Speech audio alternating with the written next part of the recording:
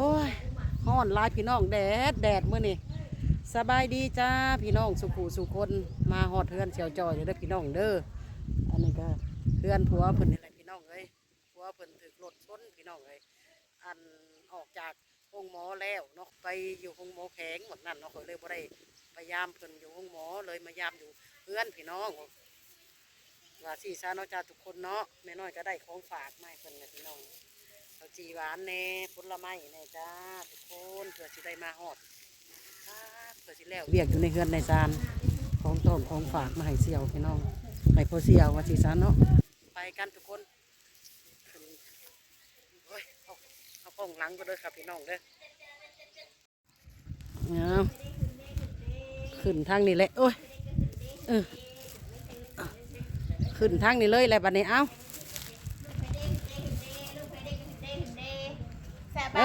ร้านบ่ได้ใส่ส่งใส่เสื้อเลยบ่น่ะบ่อ๋อตัวแพงตัวเรียร้อนอัดเนี่ยอัดคุยยังไงล่ะอัดเนี่ยคุยเราบ่เอาคุยอัดเนี่ยคุยนั่นบ่ได้ร้านคือเป็นตะชังแต่บ่นี่ร้านเจียวจอยพี่น้องลูกครึ่งลาวจีนดูตรงนู้นดูตรงนู้นครึ่งลาวจีนดูตรงนู้นนี่นั่งล้มขั้นมาสั่นแล้วเนาะเพิ่นบ่มีร้านเนาะเจียวล้มขั้นมาสั่นแล้วเนาะเป็นอะไรแน่สบายดีพี่น้องโอ้ยรถของต้นของฝากตามแล้วก็ไปเลยได้บ่เฮ้ยค่ะอันนั้นอันนี้นะข้าเจ้าขนาดนั้นได้เขาตามเราไปเลยตัวเห็นจะได้ในจังหวัดอันนั้นบ่ดาวนอนรถบ่เป็นยังดอกแกเรากินเลยเด้อแกเรากินมาเกี้ยงมาเกิ้งนั่นพามาแอปเปิ้ลให้กินเข้าห้องหมอดนบ่เฮ้ยโอ้10 ปลายวัน2 อาทิตย์แล้วก็ออกมามือบ้านนี้ป้าเองกับบ่ได้มีเวลาเลยรถกับบ่มีสังกับยากจังว่าอยู่เสียวตาจนดูนหมดบวมหมดอันนี้ไข้แน่ล่ะบ่ได้ไข้หลายเติมเลยสแกนสมองแล้วบ่เฮ้ยสแกนแหละแต่ว่าคือว่าและประสาทแน่มันมาตื้มพยาธิเก่าเสียวผู้เมื่ออยู่ตีฮู้จักกันอันนั้นตีบ้านลงที่มันละหางหล่ออยู่บนมือเบาความพยาธิคิดจะยังบ่ฮู้ก็ลงทีบลงแดนแน่เนาะทีบลงแดนเฮ้ยผมตาจนเขียวเนาะเฮ้ยโอ้ยตายแหละยังว่าลงพี่สังตอนทำดินแห้งก่อนนี่รถ10 ล้อบ่ตามรถพ่วงมันไปเลยรถพ่วงแล้วมันตามเราไปเลยมันลงแถวใดล่ะคือบ่ขอเบิ่งของมุงจรนำเขาเฮ้ยของมุงจรปิดนำเขาแจ้งเลยมันแจ้งมันเพิ่งคนงานที่สื่ออันน่ะกลางคืนเหมือนบ่มันอยู่ไกลพัดมืดแน่บนต่ำค่ะแล้วก็ไผเห็นบัดนี้หั่นเขาเอาไปและหั่นชิ้นด้านหั่นตะนาหั่นนั่นเองมันมีหั่นไม่ใช่หั่นชิ้นดาดอยู่ใจเหรอบนอันข่อยลงข่อยบนอันทหารนะของหมอทหารนะ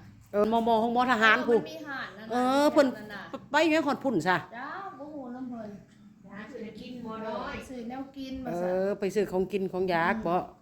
กลางคืนพี่น้องไอ้รถก็เลยนะเนาะรถบ่มีตาแกเรากินเฮ้ยรถมันแซงกันรถมันบ่มีตาหมอรถมันแซงกันแล้วถ่ายรถลากแล้วมันบ่วิดแล้วมันตีเอาแล้วรถแซงโอ้เป็นตาย่านนี่แหละขี่รถกลางค่ำกลางคืนนอนลมเนาะเป็นตาย่านเสียวเอ้ยเอาให้เศร้าไว้ๆเด้อดาวเด้อให้เศร้าไว้ๆเสียวเอ้ยมาเยี่ยมมายามล่ะมันบีบใส่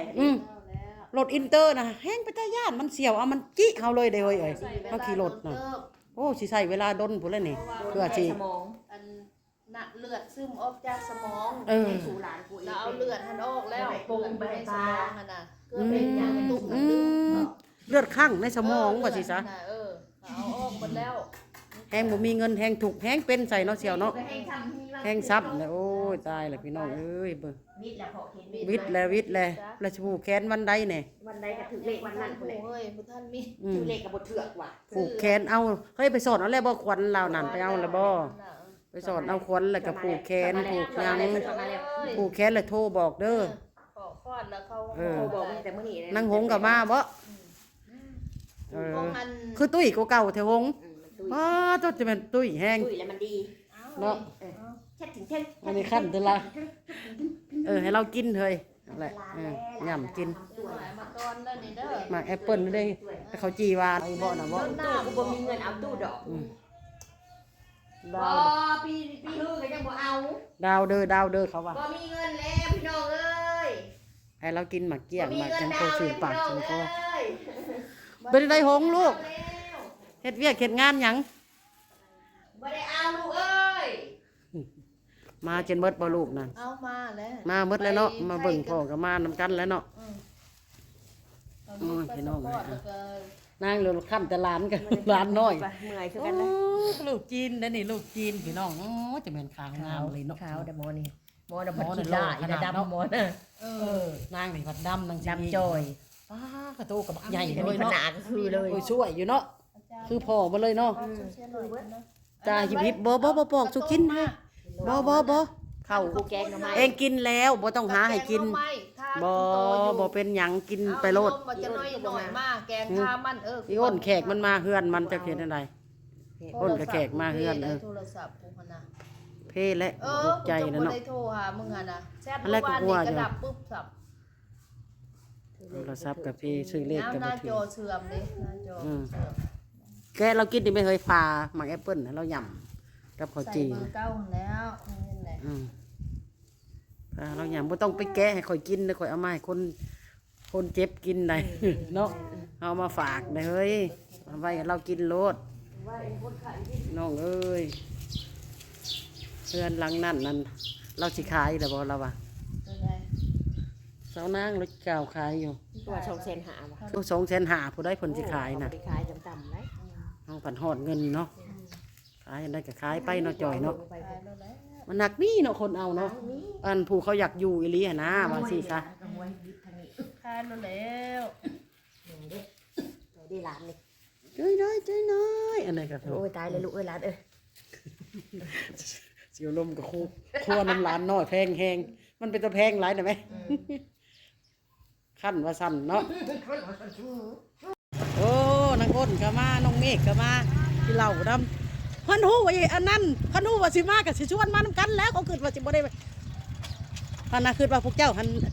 ราคาแขกค่าคนอยู่อ่ะนั่งเว้ากับแขกพออยู่แล้วเนาะขึ้นมาเมฆขึ้นมาพี่เมฆเอ้ย สบายดี มาสอดพี่แล้วพี่น้องเอ้ย มาเลาะเล่นน้ำกันเพ่ น้ำเอื่อยมาก นั่งกินพันบางใดหนึ่งพันกับปุ่นพันกับปุ่นสุกิน มาแล้ว มาเมฆมา นั่งเว้ากันไป นางอ้นก็มาเบิ่งนะคอยว่าสิชวนชุมเจ้าอยู่หักโอ้ยคือเห็นพวกเจ้านั่งซุ่มแซวเมฆซุ่มกันอยู่อ่ะ สบายดีจ้า เมฆเอ้ยเบิ่งร้านเราขาวทุเด้อเมฆไปบังลาปะมาเข้าไปเบิ่งน้องไปละไปเข้าไปเบิ่งได้เขาขายแล้วอ้น ใครเนี่ย ดินตัวนี้แล้วนี่ขายอยู่เด้ดินอีจอยนี่งามคันขายนี่เสียดายขนาดเนาะ ดินนั่นไหน นี่แต่หัวนั่นฮอดชุดหัวนะหากเห็ดเฮือนอยู่กลางโพดคันเห็ดเฮือนอยู่ขอกระแบงขายขางนึงข่อยว่าเนาะ คิดมีแต่อยากขาย อาจจะขายแล้วเขามาวิเขาเรื่องขายถี่กันแล้วเดี๋ยวไปเขาไปเบิ่งแล้วไปเขาไป มายาม เขาอันไหนพี่กินเหล้าลูก สบายดีแม่ เขาถมเลยเนาะสนเนาะเขาฟอดงาม กัน เลย เนี่ยบ่เอิญแม่เลย เอิ้นเอื้อยซะ เออ เอ้ยจอยเอ้ยน้อยเนาะเอ้ยนมมันน่ะกะขับไปนั่งไหมเขาถมเรียบร้อยแล้วงามเนาะเขาซื้ออะไรได้ดินน่ะนะเขาซื้ออะไรพี่น้องให้เขาถมเรียบร้อยแล้ว600,000 บาทนะงามบุกไข่เด็ดเพิ่นบอกนะคุณตากินแหละเกียวเนาะเมฆนั่งลงเมฆ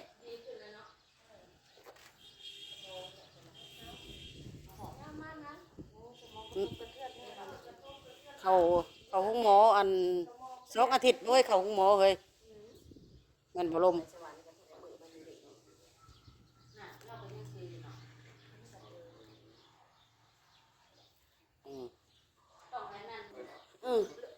ก็หยวกนี่ มาจอบ่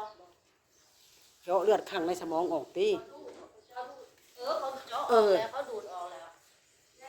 แต่ว่ามันมีแผลบ่ต้นนี้ไม่ขนาดแรงบ่ใครเดือดคันมีแผลบ่มีปัญหา แต่ว่าคันลดส้นแล้วบ่ บ่มีแผลนี่จากนักได้ อย่างนักเลยออกทางปากบ่เลือดนะ พุดเนาะเป็นก้อนน่ะเอามันสั่นได้เนาะ แถวนี่ก็เต็มขนาดเลย ตุ้ยคุณพ่อเจ้า ตุ้ยแห้งเลยตัว ตุ้ยดีกว่าจอยเถ่าเลยฮะเถ่าเลยตุ้ยดีกว่าจอยเนาะ เขาไปจ่อยนี่แล้วเลย ดีเลยแม่นแหละ นอนเอียงๆแม่เดี๋ยวหัวมันสิเปขึ้นมาเลย ยังว่าเลยเริ่มเป้ได้น่ะนะฮะร้าน ซื้อ เพิ่น หมอน น่ะ นั่นซื้อหมอนหลุมให้ มันไปทางนั้นเอาไปทางนั้น แดดได้เฮ้ยทั้งน่ะ เป็นปูอยู่เนาะนอน แดดเงียงตายแล้วครึ่งหนึงได้ครึ่งหนึงแล้วก็เว้าพื้นกันมาได้อดเลยก็เลยหยุดไว้ก่อนเว้าพื้นเว้าแผนก็จนว่าเมามอยกันจน เขาอันนี้เด้นี่ดีเขาดังนี่เคี้ยวเห็นบ่ อืม อันนี้อืม มีแป้วเลยเนาะเฮ้ยเข้าห้องน้ำหน่อยเด้อ เขาไม้ไว้